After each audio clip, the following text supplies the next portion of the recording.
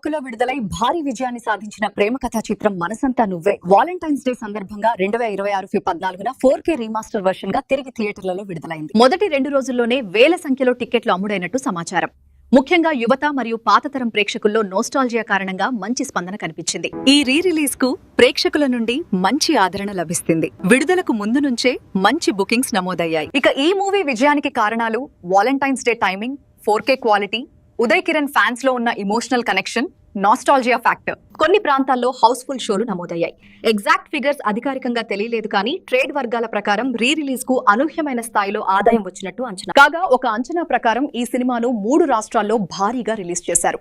తెలంగాణ, ఆంధ్ర, కర్ణాటక రాష్ట్రాల్లో ఈ చిత్రాన్ని ప్రేక్షకుల ముందుకు తీసుకొచ్చారు. రెండో రోజున కూడా క్రేజీగా అడ్వాన్స్ బుకింగ్ నమోదైంది. ఆదివారం కూడా 10 లక్షల రూపాయల మేర వసూళ్లను సాధించవచ్చని ట్రేడ్ వర్గాలు అంచనా వేస్తున్నారు. దాదాపు 35,000 టికెట్లు అమ్ముడుపోయాయని తెలిపారు.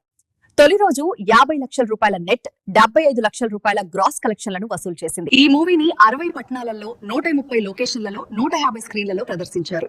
ఫిబ్రవరి 14వ రోజున సుమారుగా 335 షోలు ప్రదర్శించారని ట్రేడ్ వర్గాలు వెల్లడించాయి. మొత్తంగా మనసంతా నువ్వే రీ రిలీజ్ మంచి ఓపెనింగ్ సాధించి క్లాసిక్ సినిమాలకు ఇంకా థియేటర్లలో మార్కెట్ ఉందని మరోసారి నిరూపించింది.